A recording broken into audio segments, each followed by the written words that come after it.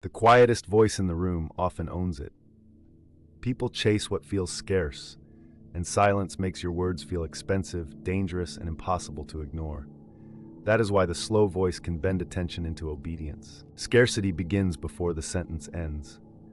A slow voice does not flood the air, it withholds. It gives just enough information to create hunger, then stops. The brain hates incomplete patterns, so it leans forward, trying to finish the thought for you. In that moment, the listener is no longer judging you, they are pursuing you. They mistake restraint for depth and depth for value. The slower the delivery, the more carefully each word is measured, and the more costly it appears. You are no longer talking, you are rationing meaning. That rationing creates pressure, and pressure creates desire. People do not only want answers, they want relief from uncertainty. A controlled voice turns uncertainty into a currency. The less available your certainty sounds, the more expensive your attention becomes.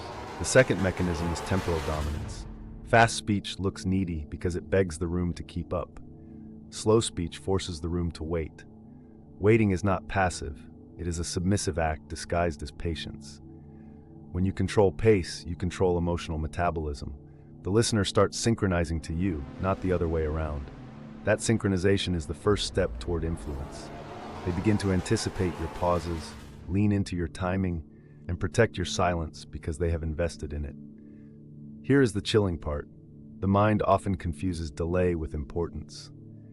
If you do not answer instantly, your response gains weight. If you do not fill every gap, your absence starts speaking for you. In that gap, your value grows not because you added more, but because you denied access. This is scarcity without drama, and it is far more effective than obvious bragging. The third way is emotional filtration. A slow voice does not just sound calm, it filters the desperate from the disciplined. The impatient reveal themselves first. They interrupt, over-explain, or rush to reclaim control of the conversation. But the person who can tolerate the silence begins to believe they have something rare in front of them. Think about your own life for a moment. Which people make you lean in, and which ones make you check out?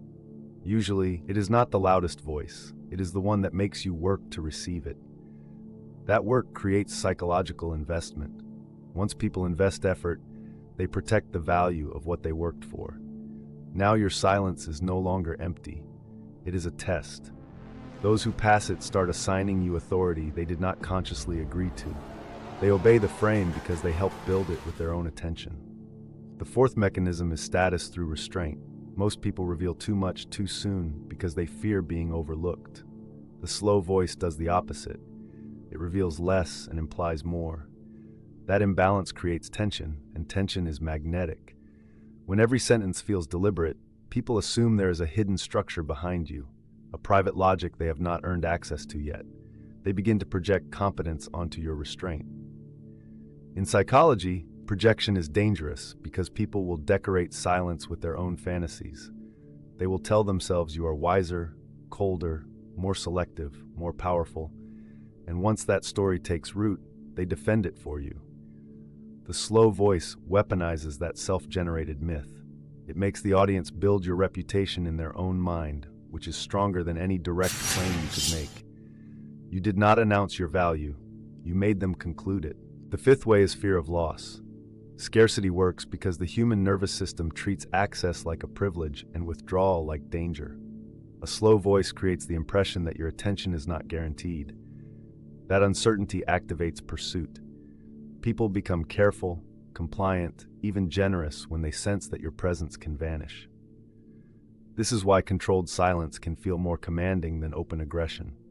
Aggression invites resistance.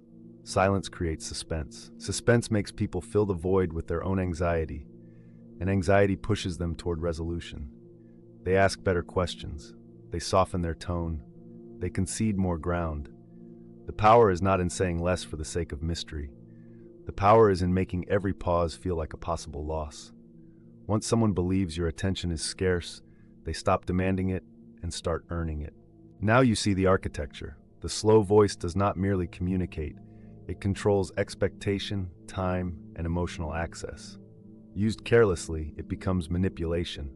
Used deliberately, it becomes one of the most powerful tools in human influence. To master these tactics in real life, get the Silent Observer's Playbook or check out the recommended reading in the description below. Like and subscribe for more.